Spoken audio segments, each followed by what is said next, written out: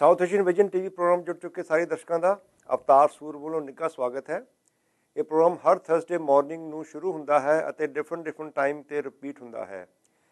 ਸਾਡਾ ਇਹ ਪ੍ਰੋਗਰਾਮ ਦੇਖਿਆ ਜ਼ਰੂਰ ਕਰੋ ਕਿਉਂਕਿ ਸਾਡਾ ਪ੍ਰੋਗਰਾਮ ਜਾਣਕਾਰੀ ਭਰਪੂਰ ਹੁੰਦਾ ਹੈ। ਅਸੀਂ ਕੋਸ਼ਿਸ਼ ਕਰਦੇ ਹਾਂ ਤੁਹਾਨੂੰ ਅਵੇਅਰ ਕਰਨ ਦੀ, ਤੁਹਾਡੇ ਤੱਕ ਕੋਈ ਨਾ ਕੋਈ ਚੀਜ਼ ਦੀ ਜਾਣਕਾਰੀ ਲੈ ਕੇ ਆਉਣ ਦੀ। ਅੱਜ ਦਾ ਪ੍ਰੋਗਰਾਮ ਸਾਡਾ ਤੁਹਾਡੇ ਅੰਗ ਜੋ ਕਿ ਸਰੀਰ ਦੇ ਅੰਗ ਹਨ, ਜਦੋਂ ਕਿ ਆਦਮੀ ਮਰ ਜਾਂਦਾ ਹੈ ਉਹਦੇ ਸਾਰੇ ਅੰਗ ਵੀ ਜਲਾ ਦਿੱਤੇ ਜਾਂਦੇ ਹਨ।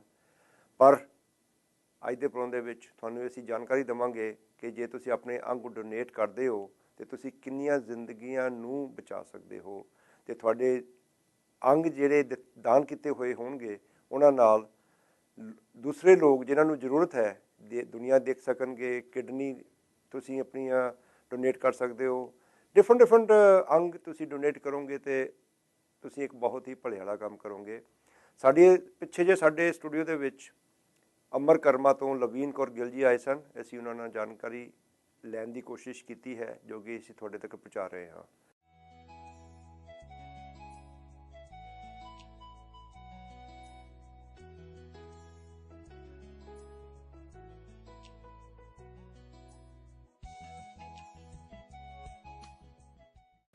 South Asian vision TV programme 'ਤੇ ਇੱਕ ਵਾਰ ਤੁਹਾਡਾ ਫਿਰ ਨਿੱਘਾ ਸਵਾਗਤ ਹੈ। ਜਿਸ ਤਰ੍ਹਾਂ ਕਿ ਮੈਂ ਤੁਹਾਨੂੰ ਪਹਿਲਾਂ ਦੱਸਿਆ ਸੀਗਾ, ਸਾਡੇ ਸਟੂਡੀਓ ਦੇ ਵਿੱਚ ਅੱਜ ਲਵੀਨ ਕੌਰ ਗਿੱਲ ਜੀ ਆਏ ਹੋਏ ਹਨ ਜੋ ਕਿ ਅਮਰ ਕਰਮਾ ਆਰਗੇਨਾਈਜੇਸ਼ਨ ਨਾਲ ਤਾਲੁਕ ਰੱਖਦੇ ਹਨ। ਲਵੀਨ ਜੀ, ਤੁਹਾਡਾ ਸਟੂਡੀਓ ਵਿੱਚ ਨਿੱਘਾ ਸਵਾਗਤ ਹੈ। ਥੈਂਕ ਯੂ ਜੀ। ਅੱਛਾ, ਮੈਨੂੰ ਪਹਿਲਾਂ ਇਹ ਦੱਸੋ ਕਿ ਲਵੀਨ ਕੌਰ ਗਿੱਲ ਕੌਣ ਹੈ? ਆਪਣੀ ਇੰਟਰੋਡਕਸ਼ਨ ਥੋੜ੍ਹੀ ਜਿਹੀ ਜ਼ਰੂਰ ਦੱਸੋ ਜੀ। ਕਿਉਂਕਿ ਹਰ ਇੱਕ ਆਰਗੇਨਾਈਜੇਸ਼ਨ ਦੇ ਪਿੱਛੇ ਇੱਕ ਸਟਰੋਂਗ ਹੱਥ ਹੁੰਦਾ ਅਤੇ look like you are a good and strong hand. Thank you. ਅਤੇ ਆਪਣੀ ਇੰਟਰੋਡਕਸ਼ਨ ਦੱਸੋਗੇ ਵੀ ਆਪਣੇ ਦਰਸ਼ਕਾਂ ਨੂੰ? ਥੈਂਕ ਯੂ ਜੀ। Laveen Kaur Gill is a believer. I believe in myself, I believe in my surroundings, and I believe in the universe and their connection. So I think that's what makes me who I am. And I am a volunteer, basically, when it comes to Amar Karma. So we're a huge volunteer team. ਅੱਛਾ, ਅਮਰ ਕਰਮਾ ਤੁਸੀਂ 2011 ਦੇ ਵਿੱਚ ਸ਼ੁਰੂ ਕੀਤੀ ਜੀ। ਤੁਹਾਨੂੰ ਕੀ ਜ਼ਰੂਰਤ ਪਈ ਸੀ ਇਸ ਚੀਜ਼ ਨੂੰ ਸ਼ੁਰੂ ਕਰਨ ਦੀ? ਇਸ ਤਰ੍ਹਾਂ ਕੁਝ ਤਾਂ ਪਰਸਨਲ ਐਕਸਪੀਰੀਐਂਸਿਸ ਹੋਏ ਅਤੇ ਕੁਝ ਮੈਨੂੰ ਬਾਰ-ਬਾਰ ਲੋਕ ਇਸ ਤਰ੍ਹਾਂ ਦੇ ਮਿਲੇ ਜਿਨ੍ਹਾਂ ਦਾ ਔਰਗਨ ਡੋਨੇਸ਼ਨ ਨਾਲ ਜਾਂ ਤਾਂ ਕੋਈ ਵੇਟਿੰਗ ਲਿਸਟ 'ਤੇ ਸੀ ਜਾਂ ਕੋਈ ਔਰਗਨ ਡੋਨੇਸ਼ਨ ਦਾ ਜਿਨ੍ਹਾਂ ਨੇ ਰਿਸੀਵ ਕੀਤਾ ਹੋਇਆ ਸੀ ਕੋਈ ਔਰਗਨ। ਅਤੇ ਮੈਂ ਕਦੇ ਨਹੀਂ ਸੋਚਿਆ ਸੀ ਕਿ ਇਹਦਾ ਫੇਸ ਜਿਵੇਂ ਦਾ ਹੁਣ ਹੈ ਔਰਗਨਾਈਜੇਸ਼ਨ ਦਾ ਇਸ ਤਰ੍ਹਾਂ ਹੋਏਗਾ। ਮੈਂ ਬੇਸਿਕਲੀ ਸੋਚਿਆ ਸੀ ਇੱਕ ਛੋਟਾ ਜਿਹਾ ਗਰੁੱਪ ਹੋਏਗਾ, ਅਸੀਂ ਕਿਤੇ ਬਰੋਸ਼ਰਸ ਵਗੈਰਾ ਹੈਂਡ ਆਊਟ ਕਰ ਦਿਆ ਕਰਾਂਗੇ, ਇਨਫੋਰਮੇਸ਼ਨ ਹੈਂਡ ਆਊਟ ਕਰ ਦਿਆ ਕਰਾਂਗੇ।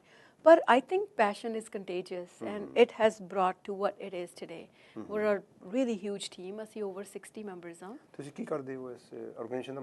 ਕੰਮ ਕੀ ਹੈ? ਕੰਮ ਹੈ ਜੀ, ਅਸੀਂ ਔਰਗਨ ਡੋਨੇਸ਼ਨ ਦੀ ਨੀਡ ਕੀ ਹੈ ਅਸੀਂ ਉਹਦੇ ਬਾਰੇ 'ਚ ਅਵੇਅਰਨੈਸ ਕਰਦੇ ਹਾਂ। ਠੀਕ ਹੈ। ਅਤੇ ਅਸੀਂ ਸੈਮੀਨਾਰਸ ਕਰਦੇ ਹਾਂ, ਵਾਕਸ ਵੀ ਕੀਤੀਆਂ ਬਹੁਤ ਸਾਰੀਆਂ ਟੋਰਾਂਟੋ ਦੇ ਵਿੱਚ, ਡਾਊਨਟਾਊਨ ਬਰੈਂਪਟਨ ਵਿੱਚ, ਅਤੇ ਡਿਫਰੈਂਟ ਜਗ੍ਹਾ 'ਤੇ ਸੀਨੀਅਰ ਕਮਿਊਨਿਟੀ ਸੈਂਟਰਸ ਦੇ ਵਿੱਚ ਜਾ ਕੇ ਸੈਮੀਨਾਰਸ ਕਰੀਦੇ ਆ, ਅਤੇ ਕਿਸੇ ਵੀ ਪਿਕਨਿਕਸ ਵਗੈਰਾ ਕਰੀਦੀਆਂ।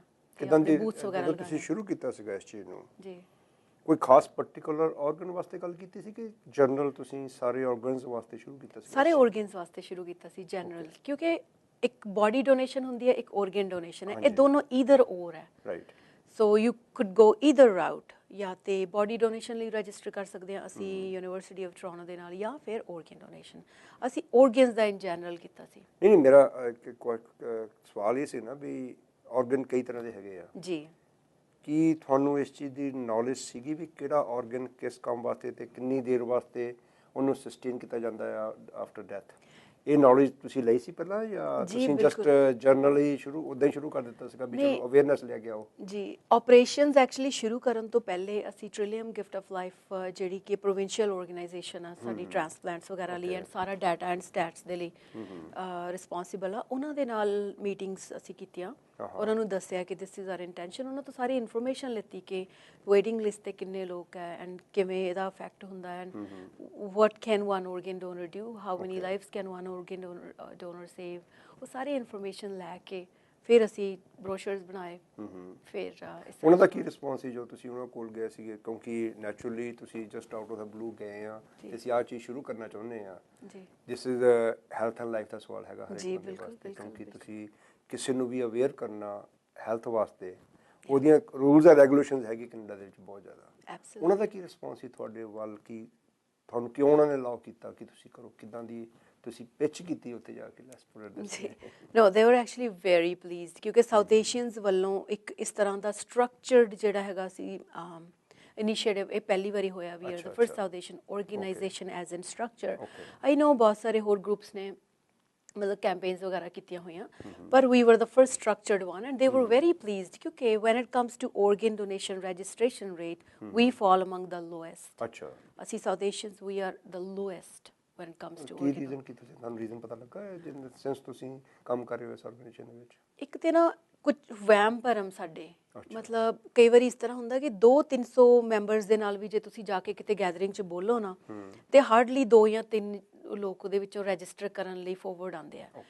ਇੱਕ ਤੇ ਇਹ ਕਿ ਵੀ ਜਿਹੜੇ ਵਹਿਮ ਸੁਪਰਸਟੀਸ਼ਨ ਸਾਡੇ ਬਣੇ ਹੋਏ ਆ ਕਿ ਜੇ ਮੈਂ ਔਰਗਨਸ ਦੇ ਲਈ ਰਜਿਸਟਰ ਕਰ ਦਿੱਤਾ ਤੇ ਹੋ ਸਕਦਾ ਅਗਲੇ ਜਨਮ 'ਚ ਮੈਂ ਇਹ ਤੋਂ ਬਿਨਾਂ ਪੈਦਾ ਹੋਵਾਂਗਾ, ਜਾਂ ਕਿ ਕਈਆਂ ਨੂੰ ਇਸ ਤਰ੍ਹਾਂ ਲੱਗਦਾ ਵੀ same I am organ donor ਹੈ ਨਾ, ਤੇ ਮੇਰੇ ਜੇ ਮੈਨੂੰ ਕੱਲ੍ਹ ਮੇਰਾ ਕੋਈ ਐਕਸੀਡੈਂਟ ਹੋ ਜਾਂਦਾ ਜਾਂ ਆਈ ਮੀਨ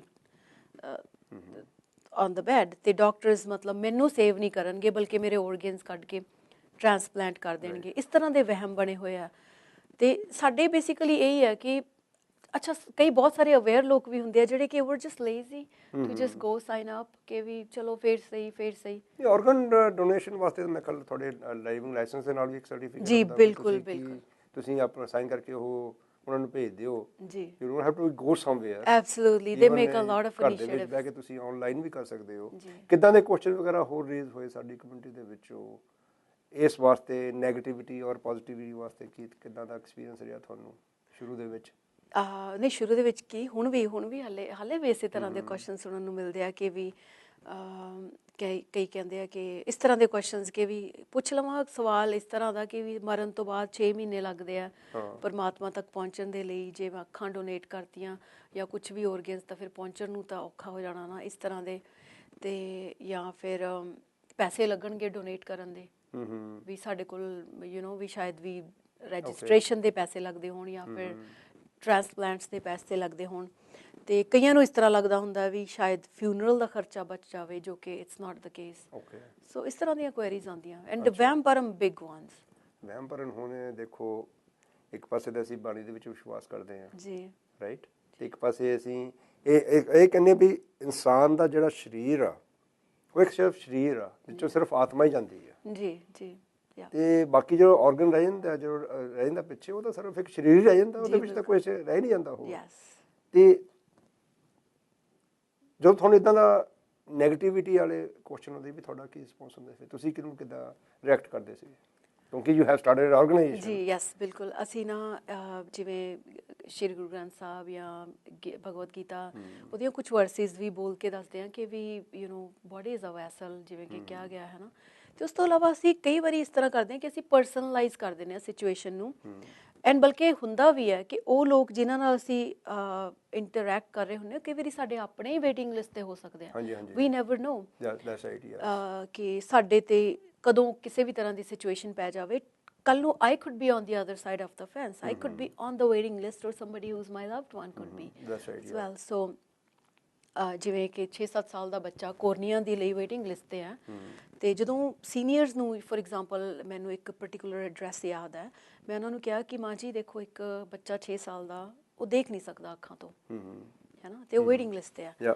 ਅਤੇ ਵੀ ਤੁਸੀਂ ਜੇ ਉਹਦੀ ਵੀ ਕੋਈ ਦਾਦੀ ਹੋਏਗੀ, ਉਹਦੀ ਵੀ ਕੋਈ ਨਾਨੀ ਹੋਏਗੀ, ਤੁਸੀਂ ਇਮੈਜਿਨ ਕਰੋ ਕਿ ਕਹਿੰਦੇ ਲੈ ਮੈਂ ਤੇ ਆਪਣੀਆਂ ਦੇ ਦੇਵਾਂ।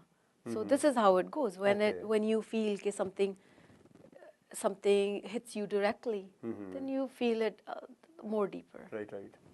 ਮੈਂ ਆਪਣੇ ਦਰਸ਼ਕਾਂ ਨੂੰ ਇੱਕ ਵਾਰ ਫਿਰ ਯਾਦ ਦਿਵਾ ਦੇਵਾਂ ਕਿ ਅਸੀਂ ਅਮਰ ਕਰਮਾ ਆਰਗੇਨਾਈਜੇਸ਼ਨ ਦੀ ਆਰਗੇਨਾਈਜ਼ਰ ਲਵੀਨ ਕੌਰ ਗਿੱਲ ਦੇ ਨਾਲ ਉਹਨਾਂ ਦੀ ਆਰਗੇਨਾਈਜੇਸ਼ਨ ਬਾਰੇ ਗੱਲਬਾਤ ਕਰ ਰਹੇ ਹਾਂ, ਕਿਉਂਕਿ ਇਹ ਇੱਕ ਬਹੁਤ ਵੱਡਾ ਕੰਮ ਇਹਨਾਂ ਨੇ ਸ਼ੁਰੂ ਕੀਤਾ ਸੀ 2011 ਦੇ ਵਿੱਚ, ਆਰਗਨ ਡੋਨੇਸ਼ਨ ਕਰਨ ਦੇ ਬਾਰੇ ਅਵੇਅਰਨੈਸ ਸਾਡੀ ਕਮਿਊਨਿਟੀ ਦੇ ਵਿੱਚ। ਅਤੇ ਜਿੱਦਾਂ ਇਹਨਾਂ ਨੇ ਦੱਸਿਆ ਹੈ ਕਿ ਇਹ ਸਾਊਥ ਏਸ਼ੀਅਨ ਆਰਗੇਨਾਈਜੇਸ਼ਨ ਦੀ ਸਾਊਥ ਏਸ਼ੀਅਨ ਦੇ ਵਿੱਚੋਂ ਪਹਿਲੀ ਆਰਗੇਨਾਈਜੇਸ਼ਨ ਹੈ ਜਿਨ੍ਹਾਂ ਨੇ ਕਿ ਇਹ ਕੰਮ ਸ਼ੁਰੂ ਕੀਤਾ ਸੀ ਟ੍ਰਿਲੀਅਮ ਦੇ ਨਾਲ। ਅੱਛਾ, ਹੁਣ ਤੁਹਾਨੂੰ ਕਰਦੇ ਨੂੰ ਇਹ 3 ਸਾਲ ਹੋ ਗਏ ਜੀ। ਅਵੇਅਰਨੈਸ ਤੁਸੀਂ ਦਿੰਦੇ ਹੋ ਜੀ, ਲੋਕੀ ਸਿਰਫ ਜਾ ਕੇ ਤੁਸੀਂ ਅਵੇਅਰ ਕਰਦੇ ਹੋ, ਤੁਸੀਂ ਡੋਨੇਸ਼ਨ ਆਰਗਨ ਡੋਨੇਟ ਕਰਨ ਵਿੱਚ ਉਹਨਾਂ ਦੀ ਹੈਲਪ ਨਹੀਂ ਕਰਦੇ ਜਾਂ ਉਹਨਾਂ ਵਿੱਚ ਇਨਵੋਲਵ ਨਹੀਂ ਹੁੰਦੇ ਇਜ਼ ਦੈਟ ਨਹੀਂ ਰਾਈਟ? ਕਰਦੇ ਨੇ, ਵੀ ਐਕਚੁਅਲੀ ਸਰਟਨਲੀ ਹੈਲਪ ਪੀਪਲ, ਵੀ ਗਾਈਡ ਪੀਪਲ। ਜੇ ਕੋਈ ਫੋਨ ਕਾਲਸ ਵਗੈਰਾ ਆਉਂਦੀਆਂ ਅਸੀਂ ਉਹਨਾਂ ਨੂੰ ਗਾਈਡ ਕਰਦੇ ਹਾਂ ਕਿ what are the procedures to be a registered donor. ਹੁਣ actually it's very easy, you can do it online, it's a very simple link, beaDonor.ca/Amar Karma. ਸੋ ਉਹਦੇ ਨਾਲ ਅਸੀਂ ਇਹਨਾਂ ਨੇ 2012 ਵਿੱਚ ਸ਼ੁਰੂ ਕੀਤਾ ਸੀ ਇਹ। ਓਕੇ, ਉਹਦੇ ਨਾਲ ਅਸੀਂ ਮੋਨੀਟਰ ਵੀ ਕਰ ਸਕਦੇ ਹਾਂ ਕਿ ਅਸੀਂ ਕਿੰਨੀਆਂ ਰਜਿਸਟ੍ਰੇਸ਼ਨ ਕਿੰਨੇ ਪੀਰੀਅਡ ਆਫ ਟਾਈਮ ਵਿੱਚ ਕੀਤੀਆਂ। ਠੀਕ ਹੈ। ਸੋ ਉਸ ਤੋਂ ਪਹਿਲੇ ਪੇਪਰ ਫਾਰਮਸ ਹੁੰਦੇ ਸੀ ਸਾਈਨ ਕਰਨ ਦੇ Okay. ਵਾਸਤੇ। So Ontario is one of the provinces that has okay. Online registry now too. ਅੱਛਾ, ਤੁਸੀਂ ਤੁਹਾਡਾ ਇੱਕ ਪ੍ਰੋਗਰਾਮ ਆ ਰਿਹਾ, ਤੁਸੀਂ 8 ਤਰੀਕ ਨੂੰ 8 ਫਰਵਰੀ ਨੂੰ ਕਰ ਰਹੇ ਹੋ ਜੀ, ਉਹ ਕੀ ਪ੍ਰੋਗਰਾਮ ਹੈਗਾ? it's called Give a Heart Okay. 2014. It's Okay. our 4th annual Give a Heart. Okay, ਉਹ ਇਸ ਤਰ੍ਹਾਂ ਕਿ ਸਾਡੇ ਗਰੁੱਪ ਦੇ ਵਿੱਚ ਬਹੁਤ ਸਾਰਾ ਯੂਥ ਹੈ and everyone parties, you like to dance and celebrate Valentine's in a Okay. certain way. Okay, and ਇਹ ਵੀ ਇੱਕ ਯੂਨੀਕ ਤਰ੍ਹਾਂ ਦਾ ਪ੍ਰੋਗਰਾਮ ਹੈ ਜਿਹੜਾ ਅਸੀਂ ਸਟਾਰਟ ਕੀਤਾ ਠੀਕ ਹੈ। ਕਿ ਸਾਰੇ ਯੰਗਸਟਰਸ ਵੈਲੈਂਟਾਈਨਸ ਤੇ ਸੈਲੀਬ੍ਰੇਟ ਕਰਦੇ ਆ। ਹੁਣ ਅਸੀਂ ਕਹਿੰਦੇ ਆ ਕਿ give a heart but actually give a heart, practically give a Practically heart give a heart. by being an organ donor, ਹਾਲਾਂਕਿ ਵੈਲੈਂਟਾਈਨ ਜਿਹੜਾ ਦਿਨ ਹੁੰਦਾ ਉਹ ਤਾਂ ਸਿਰਫ ਓਵਰਨਾਈਟ ਵਾਸਤੇ ਹਾਰਟ ਹੁੰਦਾ। ਜੀ ਬਿਲਕੁਲ, ਕਹਿ ਕੇ ਕਿ ਦਿਲ ਦੀਆ ਵਾਲੀ ਗੱਲ ਕਿ ਅਸੀਂ ਕਹਿੰਦੇ ਆ ਕਿ actually give a heart। That's right. ਤੇ ਅਸੀਂ ਉੱਥੇ ਵੈਲੈਂਟਾਈਨਸ ਦੀ ਈਵ ਨੂੰ ਓਕੇ, ਬਹੁਤ ਸਾਰੇ ਕਪਲਸ ਸਾਈਨ ਅਪ ਕਰਦੇ ਆ ਤੇ ਫਿਰ ਅਸੀਂ ਉਹਨਾਂ ਨੂੰ ਸੈਲੀਬ੍ਰੇਟ ਕਰਦੇ ਆ ਕਿ ਕਿਹਨਾਂ ਨੇ ਐਕਚੁਅਲੀ ਗਿਵ ਅ ਹਾਰਟ। ਤੇ it's a fun event, it's a fun and awareness event basically, absolutely, right? Yeah. absolutely. It's a Valentine's, but there's a huge hidden message in it about actually giving heart. And sada motto hai ki by giving your heart, you give it all. Give it all. Once you've given your heart, That's it. ਬਾਕੀ ਸਾਰਾ ਕੁਝ comes with it. yeah. ਅੱਛਾ, ਜਦੋਂ ਕਿਸੇ ਨੇ ਜਿੱਦਾਂ ਤੁਸੀਂ online ਕਿਹਾ ਰਜਿਸਟਰ ਕਰਾ ਸਕਦੇ ਜੀ। ਰਜਿਸਟਰ ਕਰਾਤਾ, ਜੀ, ਬਾਅਦ ਵਿੱਚ ਮਾਈਂਡ ਚੇਂਜ ਹੋ ਜਾਂਦਾ? ਦੇ ਐਕਚੁਅਲੀ ਇਹਦੇ ਵਿੱਚ ਦੋ ਚੀਜ਼ਾਂ। ਇੱਕ ਤੇ ਇਹ ਹੈ ਕਿ ਸਾਡਾ ਜਿਹੜਾ ਉਹ ਟਾਈਮ ਜਦੋਂ ਆਉਂਦਾ, for example I M N organ donor, ਤੇ ਜਦੋਂ ਇਹ ਉਹ ਟਾਈਮ ਆਉਂਦਾ ਕਿ ਮੇਰੇ organs ਡੋਨੇਟ ਹੋਣ ਦਾ ਟਾਈਮ ਹੈ, ਮੇਰੀ ਫੈਮਿਲੀ ਨੂੰ ਉਹਨਾਂ ਨੇ ਪੁੱਛਣਾ। ਜੇ ਮੇਰੀ ਫੈਮਿਲੀ ਦਾ ਕੰਸੈਂਟ ਨਹੀਂ ਹੈ, ਚਾਹੇ ਮੈਂ ਰਜਿਸਟਰਡ ਹਾਂ, ਸਾਰਿਆਂ ਨੂੰ ਪਤਾ ਕਿ I M registered organ donor, ਪਰ ਜੇ ਮੇਰੀ ਫੈਮਿਲੀ ਨੇ ਮਨਾ ਕਰ ਦਿੱਤਾ ਕਿ ਨਹੀਂ ਤੁਸੀਂ organs ਟ੍ਰਾਂਸਪਲਾਂਟ ਕਰ ਸਕਦੇ, ਤੇ ਦੇ ਵਿਲ ਨਾਟ। ਨਹੀਂ, ਇਹਦੇ ਵਿੱਚ ਜਦੋਂ ਤੁਸੀਂ ਇੱਥੇ ਜਿਹੜਾ ਰੂਲ ਹੈਗਾ 18 ਸਾਲ ਤੋਂ ਬਾਅਦ you can make your own decision. 16 ਸਾਲ ਜਦੋਂ ਤੁਸੀਂ 16 ਸਾਲ ਤੋਂ ਜੀ, ਓਕੇ, ਜਦੋਂ ਤੁਸੀਂ ਆਪਣਾ ਇੱਕ ਡਿਸੀਜਨ ਬਣਾ ਲਿਆ, ਰਜਿਸਟਰ ਕਰਤਾ, ਫਿਰ ਉਹ 'ਚ ਫੈਮਿਲੀ ਕੰਸੈਂਟ ਕਾਹਦੇ ਲਈ ਹੁੰਦਾ ਬਾਅਦ ਦੇ ਵਿੱਚ? ਕੀ ਰੀਜ਼ਨ ਹੈ ਇਹਦਾ? that's how it is. It's a government ਦੀਆਂ ਮਿਨਿਸਟਰੀ ਆਫ ontario ਦੇ protocols ਹੈ ਕਿ ਜੇ at that time family ਮਨਾ ਕਰ ਦਿੰਦੀ ਹੈ ਤੇ they cannot go against your wishes. ਪਰ ਐਕਚੁਅਲੀ ਵਰਲਡ ਵਿੱਚ ਬਹੁਤ ਸਾਰੀਆਂ ਜਗ੍ਹਾਵਾਂ ਤੇ ਇਸ ਤਰ੍ਹਾਂ ਪਰ ਤੁਹਾਡੀ ਆਪਣੀ ਵਿਸ਼ ਹੈਗੀ ਆ, ਤੁਸੀਂ ਮਰਨ ਤੋਂ ਪਹਿਲਾਂ ਇੱਕ ਵਿਸ਼ ਕੀਤੀ ਹੋਈ ਆ ਜੀ। ਜੇ ਫੈਮਿਲੀ ਬਾਅਦ ਵਿੱਚ ਚੇਂਜ ਕਰਨਾ ਚਾਹਵੇ, ਇਜ਼ ਦੈਟ ਪ੍ਰੈਕਟੀਕਲ ਔਰ ਇਜ਼ ਰਾਈਟ ਔਰ wrong? I'm asking you now. ਮੈਨੂੰ on the spot actually. ਮੈਨੂੰ ਨਹੀਂ ਲੱਗਦਾ ਕਿ I am somebody to judge this, ਕਿਉਂਕਿ ਉਹ ਜਿਹੜਾ ਟਾਈਮ ਹੁੰਦਾ ਬਹੁਤ ਸੈਂਸਿਟਿਵ ਹੁੰਦਾ। I understand that. ਸੋ ਜੇ ਫੈਮਿਲੀ ਡਿਸਾਈਡ ਕਰ ਲਵੇ ਕਿ you cannot do this, ਮਤਲਬ ਮੈਂ ਤੇ ਓਪਨਲੀ ਕਹਿ ਰਹੀ ਹਾਂ ਟੀਵੀ ਤੇ ਕਿ ਮੇਰੀ ਫੈਮਿਲੀ ਮਨਾ ਨਹੀਂ ਕਰ ਸਕਦੀ ਐਂਡ ਦੇ ਵਿਲ ਨਾਟ, ਪਰ ਇਨ ਪ੍ਰੋਵਿੰਸ ਆਫ ontario ਉਹ ਨਹੀਂ ਲੈ ਸਕਦੇ organs ਤੁਹਾਡੇ ਜੀ। ਪਰ ਕਈ ਸਾਰੇ ਹੋਰ ਕੰਟਰੀਜ਼ ਦੇ ਵਿੱਚ ਇਸ ਤਰ੍ਹਾਂ ਹੈ, ਜਿਵੇਂ ਮੈਂ ਕੈਲੀਫੋਰਨੀਆ ਇੱਕ ਸੈਮੀਨਾਰ ਕਰਕੇ ਆਈ ਸੀ ਐਡਰੈਸ, ਤੇ ਉੱਥੇ ਦੀ ਸਾਰੀ ਇਨਫੋਰਮੇਸ਼ਨ ਇਹ ਹੈ ਕਿ ਜੇ ਤੁਸੀਂ ਰਜਿਸਟਰਡ organ donor ਹੋ ਤੇ ਫੈਮਿਲੀ ਕੁਝ ਵੀ ਉਹਦੇ 'ਚ ਕੰਟਰਡਿਕਟ ਨਹੀਂ ਕਰ ਸਕਦੀ ਜੀ। ਨੈਚੁਰਲੀ, ਕਿਉਂਕਿ ਤੁਸੀਂ ਤੁਹਾਡੀ ਆਪਣੀ ਮਰਨ ਤੋਂ ਪਹਿਲਾਂ ਤੁਹਾਡੀ ਇੱਕ ਆਪਣੀ ਵਿਸ਼ ਆ ਜੀ, ਜਿਹਨੂੰ ਕਿ ਫੈਮਿਲੀ ਦਾ ਇੱਕ ਰਿਸਪੌਂਸਿਬਿਲਿਟੀ ਬਣਦੀ ਬਾਅਦ ਦੇ ਵਿੱਚ ਉਹਨੂੰ ਪੂਰਾ ਕਰਨ ਦਾ, ਜਿਹਦਾ ਕਿ ਅਸੀਂ ਅਸਥੀਆਂ ਕਹਿੰਦੇ ਕੀਰਤਪੁਰ ਸਾਹਿਬ ਜਾਣੀ ਚਾਹੀਦੀਆਂ ਸਾਡੀਆਂ, ਉਹ ਵੀ ਵਿਸ਼ ਹੈ ਨਾ ਸਾਡੀ ਜੀ। ਜੇ ਕੱਲ ਨੂੰ ਕਵੇ ਨਹੀਂ, ਅਸੀਂ ਫੈਮਿਲੀ ਕਹਿੰਦੀ ਹੈ ਵੀ ਨਹੀਂ ਅਸੀਂ ਉੱਥੇ ਨਹੀਂ ਲੈ ਕੇ ਜਾਣੀ, ਅਸੀਂ ਇੱਥੇ ਨਦੀ ਵਿੱਚ ਪਾ ਦਿੰਦੇ ਆ, ਤੇ ਫਿਰ ਅਸੀਂ ਵਿਸ਼ ਦੇ ਅਗੇਂਸਟ ਜਾ ਰਹੇ ਨਾ ਜਿਹੜਾ ਬੰਦਾ। ਮਿਨਿਸਟਰੀ ਇੱਕ ਐਕਚੁਅਲੀ ਹੋਰ ਚੀਜ਼ ਨੂੰ ਬਹੁਤ ਜ਼ਿਆਦਾ ਐਮਫੈਸਿਸ ਦਿੰਦੀ ਹੈ ਕਿ ਜਦੋਂ ਤੁਸੀਂ ਰਜਿਸਟਰਡ ਡੋਨਰ ਹੁੰਦੇ ਹੋ, make sure you tell your wishes to your family. So that's another thing. ਕਈ ਵਾਰ ਇਹ ਹੁੰਦਾ ਕਿ I could be a registered donor, ਪਰ ਮੇਰੀ ਫੈਮਿਲੀ ਨੂੰ ਪਤਾ ਹੀ ਨਹੀਂ ਹੁੰਦਾ ਕਿ, ਕਿਉਂਕਿ ਮੇਰੇ ਹਿਸਾਬ ਨਾਲ the person who is registered for donations, ਉਹਦੀ ਆਪਣੀ ਵਿਸ਼ ਹੋਵੇ, ਉਸ ਦਾ ਫੈਮਿਲੀ ਉਹਦੇ ਨਾਲ ਉਸ ਵੇਲੇ ਕੋਆਪਰੇਟ ਨਾ ਹੀ ਕਰੇ, ਤਾਂ ਕਰਕੇ ਨਾ ਦੱਸਦੇ ਹੋਣਗੇ। ਇਹ ਵੀ ਹੋ ਸਕਦਾ। ਹਾਂਜੀ, ਇਹ ਵੀ ਹੋ ਸਕਦਾ ਉਹਨਾਂ ਦੀ ਪਰਸਨਲ ਸਿਨੈਰੀਓਜ਼ ਆ, ਬਟ ਡੈਫੀਨਿਟਲੀ ਦੱਸ ਦੇਣਾ ਚਾਹੀਦਾ ਕਿ ਵੀ this is my wish, please do this for me, please fulfil it. Okay, ਤੇ ਇਹਦੇ ਕੋਈ ਐਡਵਾਂਟੇਜ ਡਿਸਐਡਵਾਂਟੇਜ ਆਰਗਨ ਡੋਨੇਟ ਕਰਨ ਦੇ as far you know, as a medically or mentally ਕੋਈ ਇੱਦਾਂ ਦਾ ਕੋਈ ਇਫੈਕਟ ਤਾਂ ਨਹੀਂ ਪੈਂਦਾ ਵੀ ਬੰਦਾ ਇੱਕ ਵਾਰ ਰਜਿਸਟਰ ਕਰ ਲੈਂਦਾ, ਬਾਅਦ ਵਿੱਚ ਸੋਚਦਾ ਵੀ I have done something wrong, I shouldn't do it, ਜੀ ਉਹਦੇ ਬਾਰੇ ਕੋਈ ਯੂ ਵੈਲ ਜੇ ਕਿਸ ਪਹਿਲੀ ਗੱਲ ਤੇ ਮੇਰਾ ਨਹੀਂ ਖਿਆਲ ਕੋਈ ਰਜਿਸਟਰ ਕਰਕੇ ਵਾਪਸ ਲੈਂਦਾ, but you actually can, you can opt out of it, ministry ਤੇ ਜਾ ਕੇ you can opt out of it. ਪਰ ਇਹ ਹੈ ਕਿ ਤੁਸੀਂ ਪੁੱਛ ਰਹੇ ਸੀ ਕਿ ਫਾਇਦੇ ਜਾਂ ਨੁਕਸਾਨ। ਦੇਖੋ I am personally Oregon donor, ਠੀਕ ਹੈ, ਮੈਂ ਇਹ ਸੋਚਦੀ ਹਾਂ ਇਟਸ ਜਸਟ ਲਾਈਕ ਦਿਸ ਕਿ ਹੁਣ ਦੇਖੋ ਇਹ ਪੇਪਰ ਹੈ ਨਾ, ਤੁਸੀਂ ਕੀ ਪ੍ਰੈਫਰ ਕਰੋਗੇ ਕਿ ਇਹ ਪੇਪਰ ਰੀਸਾਈਕਲ ਹੋਵੇ ਕਿ ਇਹਨੂੰ ਤੁਸੀਂ ਕਿਤੇ ਵੀ ਸੁੱਟ ਕੇ ਵੇਸਟ ਹੋਣ ਦਿਓ? ਤੁਸੀਂ ਕੀ ਪ੍ਰੈਫਰ ਕਰੋਗੇ ਕਿ ਰੀਸਾਈਕਲ ਹੋ ਕੇ ਦੁਬਾਰਾ ਯੂਜ਼ ਹੋ ਸਕੇ, ਰੀਯੂਜ਼ ਹੋਵੇ? ਸੋ ਮੈਂ personally being an organ donor I am proud ਕਿ ਵੀ it's a my body is dead, it's of no use. So ਉਹਨੂੰ ਜੋ ਵੀ ਮੇਰੇ ਬੋਡੀ ਦਾ ਮੇਰੀ ਫੈਮਿਲੀ ਨੇ ਕਰਨਾ, ਮੇਰੇ ਔਰਗਨਸ ਰਾਈਟ ਅਵੇ ਕਿਸੇ ਵਿੱਚ ਟ੍ਰਾਂਸਪਲਾਂਟ ਹੋ ਜਾਂਦੇ ਆ, ਮੈਂ ਮਰ ਕੇ ਵੀ ਜੀ ਰਹੀ ਹਾਂ, ਮੈਨੂੰ ਨਹੀਂ ਲੱਗਦਾ ਇਸ ਤੋਂ ਵੱਡਾ ਕੋਈ ਫਾਇਦਾ ਹੋ ਸਕਦਾ। And one Oregon donor you will B surprised can save 8 lives naturally, ਕਿਉਂਕਿ ਡਿਫਰੈਂਟ ਪਾਰਟਸ ਹੈਗੇ ਬਾਡੀ ਦੇ। ਜੀ ਬਿਲਕੁਲ, ਐਂਡ ਇਨਹੈਂਸ 75 ਮੋਰ ਲਾਈਵਸ। ਅੱਛਾ, ਮੈਨੂੰ ਲੱਗਦਾ ਇਹਦੇ ਸਾਰੇ ਫਾਇਦੇ ਹੀ ਫਾਇਦੇ ਆ, ਨੈਚੁਰਲੀ, ਹੈ ਨਾ। ਇੱਕ ਪਾਸੇ ਤੇ ਤੁਸੀਂ ਚਲੇ ਜਾਂਦੇ ਹੋ, ਹੈ ਨਾ, ਤੇ ਤੁਹਾਡੇ ਪਿੱਛੋਂ ਕੋਈ ਦੋ ਇਨਸਾਨ ਦੁਨੀਆ ਦੇਖ ਰਿਹਾ ਤੁਹਾਡੀਆਂ ਅੱਖਾਂ ਨਾਲ, ਤੁਹਾਡੇ ਦਿਲ ਤੁਹਾਡੇ ਨਾਲ ਧੜਕ ਰਿਹਾ, ਹਾਂਜੀ, ਤੁਹਾਡੇ ਐਲੀਮੀਨੇਸ਼ਨ ਹੋ ਰਹੀ ਹੈ, ਤੇ ਕਿਸੇ ਦੀ ਫੈਮਿਲੀ 'ਚ ਕੋਈ ਹੱਸ ਰਿਹਾ ਕਿ look we got the. And ਬਲਕਿ ਜਿਹੜੇ ਲੋਕ ਵੇਟਿੰਗ ਲਿਸਟ ਤੇ ਆ ਨਾ, ਉਹਨਾਂ ਦੇ ਜਦੋਂ ਪਰਸਪੈਕਟਿਵ ਸੁਣਨ ਨੂੰ ਮਿਲਦੇ ਆ ਨਾ ਕਿ ਕਿਵੇਂ ਉਹ ਵੇਟ ਕਰਦੇ ਆ, ਐਵਰੀ ਡੇ ਦੇ ਵੇਟ ਫॉर ਅ ਕਾਲ, ਕਿ ਉਹਨਾਂ ਨੂੰ ਇੱਕ ਇਲੈਕਟ੍ਰੋਨਿਕ ਡਿਵਾਈਸ ਦਿੱਤੀ ਜਾਂਦੀ ਹੈ, ਇੱਕ ਪੇਜਰ ਟਾਈਪ ਚੀਜ਼ ਕਿ ਵੀ, ਐਂਡ ਉਹ ਵਿਦਿਨ ਟ੍ਰਾਂਸਪਲਾਂਟ ਹਸਪੀਟਲਸ ਦੇ 1 ਆਵਰ ਦੇ ਰੇਡੀਅਸ 'ਚ ਰਹਿੰਦੇ ਆ, ਤੇ ਉਹਨਾਂ ਨੂੰ ਜਦੋਂ ਕਾਲ ਆਉਂਦੀ ਹੈ ਕਿ ਵੀ ਓਕੇ ਯੂ ਨੋ ਆਓ ਕਿ ਸ਼ਾਇਦ ਤੁਹਾਡਾ ਮੈਚ ਹੋ ਗਿਆ ਹੋਵੇ, ਉਹ ਕਿੱਦਾਂ ਉਸ ਉਮੀਦ ਦੇ ਨਾਲ ਡਰਾਈਵ ਕਰਕੇ 1 ਆਵਰ ਦੇ ਰੇਡੀਅਸ ਤੋਂ ਉੱਥੇ ਜਾਂਦੇ ਆ ਕਿ ਵੀ ਸ਼ਾਇਦ ਇਹ ਸਾਡੀ ਕਾਲ ਹੋਵੇ। ਲੋਟ ਆਫ ਟਾਈਮਸ ਨਹੀਂ ਹੁੰਦੀ, ਮੈਚ ਨਹੀਂ। ਅੱਛਾ, ਇੱਕ ਚੀਜ਼ ਹੋਰ ਦੱਸੋ ਮੈਨੂੰ, ਹੁਣ ਇਹ ਮੈਡੀਕਲ ਕੁਐਸਚਨ ਹੈਗਾ, ਹੋ ਸਕਦਾ ਵੀ ਤੁਸੀਂ naturally you will be able to answer that one. ਅੱਜ ਤੁਸੀਂ ਹੈਲਥੀ ਹੋ ਜੀ, ਤੁਸੀਂ ਆਰਗਨ ਡੋਨੇਟ ਕਰਨਾ ਆਪਣੇ ਰਜਿਸਟਰ ਕਰਤਾ ਜੀ, ਪਰ ਥੋੜੀ ਡੈਥ ਜਿਹੜੀ ਹੈਗੀ ਆ ਉਹ ਬਿਮਾਰੀਆਂ ਨਾਲ ਹੁੰਦੀ ਆ ਜੀ, ਉਹਦਾ ਕੀ ਇਫੈਕਟ ਪੈਂਦਾ ਆਰਗਨ ਲੈਣ ਵਾਲੇ ਤੇ? ਜੀ ਬਿਲਕੁਲ, ਕੀ ਉਹ ਸਟਿਲ ਆਰਗਨ ਡੋਨੇਟ ਉਹ ਲੈਣਗੇ, ਕੱਢਣਗੇ ਡੋਨੇਟ ਉਹਦੇ ਆਰਗਨ ਕਿ ਨਹੀਂ? ਉਹ ਇਸ ਤਰ੍ਹਾਂ ਹੁੰਦਾ ਕਿ ਐਟ ਦੈਟ ਟਾਈਮ, ਹੁਣ ਮੈਂ ਜਿਵੇਂ ਕਹਾਂ ਕਿ I am healthy and I die on my way home from the studio, ਤੇ ਮੇਰੇ ਔਰਗਨਸ ਕਿਹੜੀ ਸਟੇਟ ਵਿੱਚ ਆ, ਜ਼ਰੂਰੀ ਨਹੀਂ ਆ ਕਿ ਬੀਇੰਗ ਅ ਹੈਲਥੀ ਪਰਸਨ ਮੇਰੇ ਸਾਰੇ ਔਰਗਨਸ ਯੂਜ਼ ਹੋ ਜਾਣਗੇ, ਡਿਪੈਂਡਸ ਔਨ ਹਾਊ ਆਈ ਪਾਸ ਅਵੇ। ਇਟਸ ਮੈਂ ਸਡਨ ਡੈਥ ਦੀ ਗੱਲ ਨਹੀਂ ਕਰ ਰਿਹਾ ਜੀ, ਹਾਂਜੀ, ਮੈਂ ਨੈਚੁਰਲ ਡੈਥ ਦੀ ਗੱਲ ਕਰ ਰਿਹਾ। ਕੋਈ ਵੀ ਤੁਹਾਨੂੰ ਕੋਈ ਬਿਮਾਰੀਆਂ ਅੱਜ ਕੱਲ੍ਹ ਤੁਹਾਨੂੰ ਪਤਾ ਜੀ, ਨਵੀਆਂ ਬਿਮਾਰੀਆਂ ਰੋਜ਼ ਹੀ ਨਿਕਲਦੀਆਂ, ਆਈ ਡੋਂਟ ਨੋ ਨਾ ਕਿੱਥੋਂ ਲੱਭ ਲੈਂਦੇ ਆ ਉਹ, ਨਹੀਂ ਪਤਾ, ਕਦੀ H1 ਕਦੀ H5, so that's a different story. ਮੈਂ ਸਡਨ ਡੈਥ ਤੇ ਆਰਗਨ ਯੂ ਆਰ ਓਕੇ ਜੀ, ਮੋਸਟ ਪ੍ਰੋਬਬਲੀ, ਬਟ ਜਦੋਂ ਤੁਸੀਂ ਇੱਕ ਬਿਮਾਰੀ ਦੇ ਨਾਲ ਡੈਥ ਹੁੰਦੀ, ਨੈਚੁਰਲ ਡੈਥ ਹੁੰਦੀ, ਮੈਂ ਉਸ ਲੈਵਲ ਦੀ ਗੱਲ ਕਰ ਰਿਹਾ।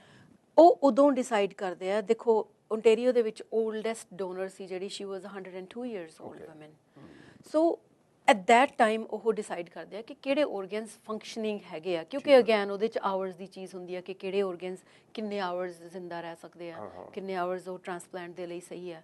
ਸੋ ਉਦੋਂ ਬਹੁਤ ਸਾਰੇ factors come in place for a transplant, ਠੀਕ ਹੈ, ਸੋ ਉਹ ਉਦੋਂ ਹੀ ਡਿਸਾਈਡ ਕਰ ਸਕਦੇ। ਪਰ like being registering for it, we have given our consent, so if we're lucky enough to save 8 lives or less or more, it's our, I believe, ਅੱਛਾ, ਤੁਹਾਡੀ registration ਤੁਸੀਂ 2011 ਤੋਂ ਸ਼ੁਰੂ ਕਰ ਦਿੱਤੀ ਸੀ ਕਰਨੀ?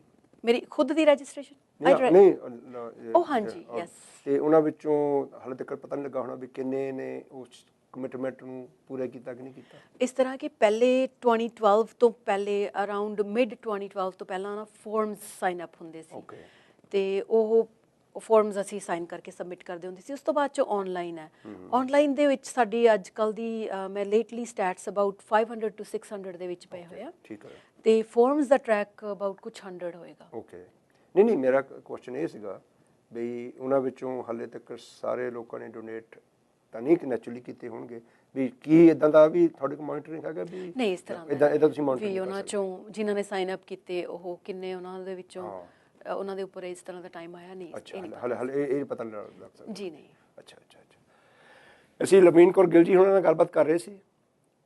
ਇਹਨਾਂ ਦੀ ਇੱਕ ਆਰਗੇਨਾਈਜੇਸ਼ਨ ਹੈ ਅਮਰ ਕਰਮਾ, ਜੋ ਕਿ ਸਾਰਿਆਂ ਨੂੰ, ਸਾਊਥ ਏਸ਼ੀਅਨ ਨੂੰ ਸਪੈਸ਼ਲੀ ਆਰਗਨ ਡੋਨੇਸ਼ਨ ਬਾਰੇ ਅਵੇਅਰਨੈਸ ਕਰਦੇ ਹਨ। ਇਹਨਾਂ ਦਾ ਇੱਕ ਪ੍ਰੋਗਰਾਮ ਹੋ ਰਿਹਾ ਹੈ ਫਰਵਰੀ 8 ਨੂੰ, ਤੇ ਅਸੀਂ ਉਮੀਦ ਕਰਾਂਗੇ ਤੁਸੀਂ ਇਹਨਾਂ ਦੀ ਸਪੋਰਟ ਜ਼ਰੂਰ ਕਰੋ, ਉਸ ਫੰਕਸ਼ਨ 'ਤੇ ਜ਼ਰੂਰ ਜਾਓ, ਤੇ ਅਵੇਅਰ ਹੋਵੋ ਕਿ ਆਰਗਨ ਡੋਨੇਸ਼ਨ ਇੱਕ ਗੁੱਡ ਚੀਜ਼ ਹੈਗੀ ਹੈ। ਤੁਹਾਡੇ ਵੱਲੋਂ ਇੱਕ ਤਰ੍ਹਾਂ ਦਾ ਇੱਕ ਡੋਨੇਸ਼ਨ ਹੈ, ਮੋਨੀਟਰੀ ਡੋਨੇਸ਼ਨ ਨਹੀਂ, ਤੁਹਾਡੀ ਲਾਈਫ ਦੀ ਡੋਨੇਸ਼ਨ ਹੈ ਜੋ ਕਿ ਦੂਸਰੇ ਦੀ ਲਾਈਫ ਨੂੰ ਬਚਾ ਸਕਦੀ ਹੈ। ਨਵੀਨ ਜੀ, thank you very much. I must have put you on so many spots for different No, questions. it's been wonderful being Would on you Spark. like to say something to our viewers? I'd just like to say one thing, if this paper can be recycled, why not me? And it's a thought that we have to keep in consideration starting right now. Let's be organ donors. It's just so simple to be a hero. Let's be heroes and save so many lives. Once we're gone, it's so easy. Be a donor.ca/Amar Karma. Thank you. Thank you very much.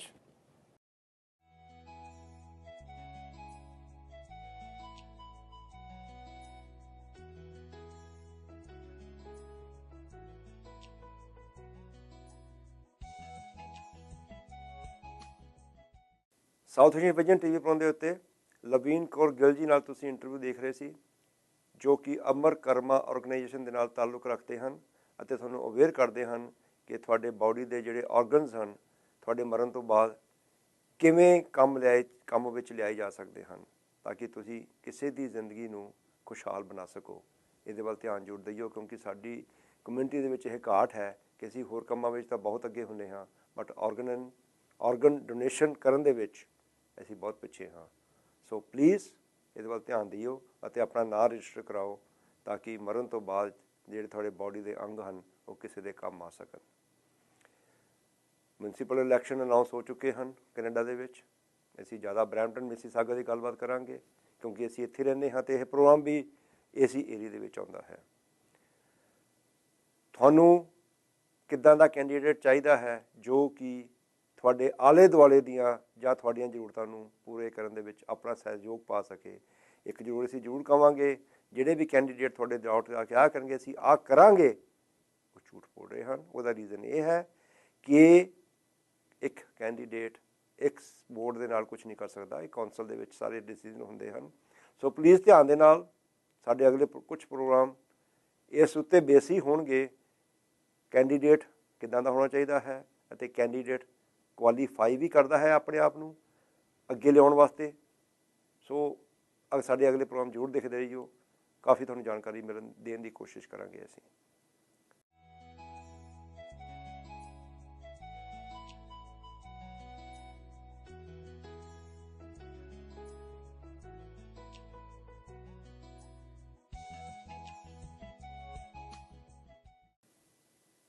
ਪਿਆਰੇ ਦਰਸ਼ਕੋ, ਤੁਸੀਂ South Asian vision TV programme ਦੇਖ ਰਹੇ ਸੀ। ਇਹ ਸੀ ਸਾਡਾ ਅੱਜ ਦਾ programme. ਆਪਣੇ ਵਿਚਾਰ ਦੇਣੇ ਨਾ ਭੁੱਲਿਓ। ਸਾਡੀ ਫੀਡਬੈਕ ਸਾਡੇ ਪ੍ਰੋਗਰਾਮ ਦੇ ਅਖੀਰ 'ਚ ਸਾਡਾ ਫ਼ੋਨ ਨੰਬਰ ਜਾਂ ਈਮੇਲ ਲੈ ਕੇ ਕਰ ਸਕਦੇ ਹੋ, ਤਾਂ ਕਿ ਅਸੀਂ ਤੁਹਾਡੇ ਤੱਕ ਕਿਹੜੀ ਜਾਣਕਾਰੀ ਹੈ ਜਿਹੜੀ ਤੁਸੀਂ ਚਾਹੁੰਦੇ ਹੋ ਅਸੀਂ ਲੈ ਕੇ ਆਈਏ। ਹਾਂ, ਮੈਂ ਇਲੈਕਸ਼ਨ ਦੀ ਗੱਲ ਕੀਤੀ ਸੀਗੀ। ਮੈਂ ਸਾਰੇ ਕੈਂਡੀਡੇਟਸ ਜੋ ਵੀ ਖੜ੍ਹੇ ਹਨ ਜਾਂ ਕੋਈ ਵੀ ਕਮਿਊਨਿਟੀ ਦੇ ਵਿੱਚੋਂ ਆਪਣੀ ਕੋਈ ਵੀ ਗੱਲਬਾਤ ਸਾਡੇ ਇਸ ਪਲੇਟਫਾਰਮ 'ਤੇ ਡਿਸਕਸ ਕਰਨਾ ਚਾਹੁੰਦਾ ਹੈ, ਇਹ ਪਲੇਟਫਾਰਮ ਤੁਹਾਡੇ ਵਾਸਤੇ ਓਪਨ ਹੈ। ਤੁਹਾਨੂੰ ਅਸੀਂ ਸੱਦਾ ਦਿੰਦੇ ਹਾਂ, ਸਾਡੇ ਨਾਲ ਆਓ, ਬੈਠੋ ਅਤੇ ਅਸੀਂ ਉਸ ਨੂੰ ਡਿਸਕਸ ਕਰੀਏ ਅਤੇ ਲੋਕਾਂ ਦੇ ਵਿੱਚ ਅਵੇਅਰਨੈਸ ਲੈ ਕੇ ਆਈਏ ਕਿ ਸਾਡੀ ਕਮਿਊਨਿਟੀ ਨੂੰ ਇਲੈਕਸ਼ਨ ਦੇ ਵਿੱਚ ਕਿਸ ਤਰ੍ਹਾਂ ਇਨਵੋਲਵ ਹੋਣਾ ਚਾਹੀਦਾ ਹੈ ਅਤੇ ਕਿੱਦਾਂ ਦੇ ਰਿਜ਼ਲਟ ਕੱਢਣੇ ਚਾਹੀਦੇ ਹਨ। ਅਗਲੇ ਪ੍ਰੋਗਰਾਮ ਤੱਕ ਮੈਨੂੰ ਇੱਥੇ ਇਜਾਜ਼ਤ ਦਿਓ। ਸਤਿ ਸ੍ਰੀ ਅਕਾਲ।